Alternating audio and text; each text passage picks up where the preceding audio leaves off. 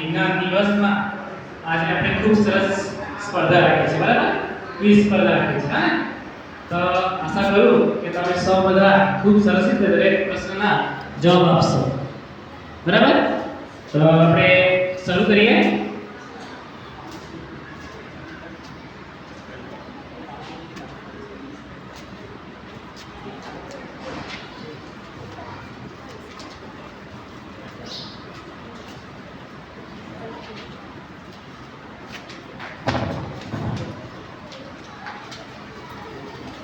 चलो प्रथम question team Kalpana Chawla ने जाए છે, બરાબર? તો આ રહ્યો તમારો પ્રથમ ક્વેશ્ચન. ધ્રુવનો તારો હંમેશા કઈ દિશામાં દેખાય છે? હાથ ઊંચો કરીને જવાબ આપશો. ઓકે, શું આવશે? કોણ આપશે જવાબ? બોલો, બધીને જવાબ આપજો. ઉત્તર. ચાલો, સાચો જવાબ અને ખોટો જવાબ ઓડિયન્સ? ચાલો સરસ, સાચો જવાબ છે કલ્પના ચાવલાનો. ચાલો બીજો, હવે બીજી ટીમ 2, બરાબર? ટીમ 2 છે આપણી એપીજી અબ્દુલ કલામ. તેના માટે છે પ્રથમ પ્રશ્ન, હોકા યંત્રમાં કયા પ્રકારના ચુંબકનો ઉપયોગ થાય છે? વેરી ગુડ, સરસ. ચાલો, ખૂબ સરસ જવાબ આપ્યો તમે પ્રણવભાઈ. હવે નેક્સ્ટ ટીમ છે ડોક્ટર સીવી રામન, બરાબર? આ રહ્યો પ્રથમ ક્વેશ્ચન. પાચન તંત્રનું સૌથી મોટું અંગ કયું છે? કયું? નાનું આંતરડું. બહુ સરસ, ખૂબ સરસ, સાચો જવાબ.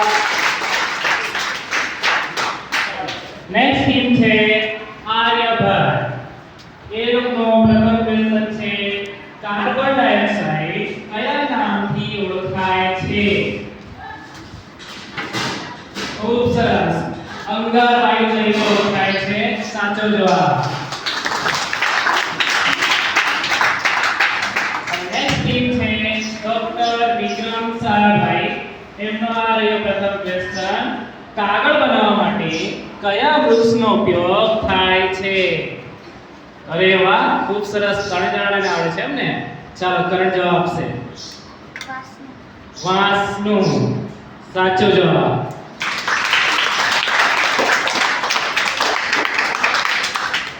ચાલો, નેક્સ્ટ ટીમ છે સુનીતા વિલિયમ્સ. આ રહ્યો તમારો પ્રથમ ક્વેશ્ચન. વાતાવરણમાં કયા વાયુનું પ્રમાણ સૌથી વધારે છે? બોલો, કયો? નાઇટ્રોજન. ખૂબ સરસ, સાચો જવાબ.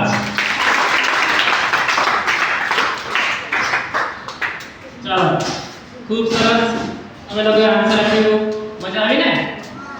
હવે ત્યાર પછી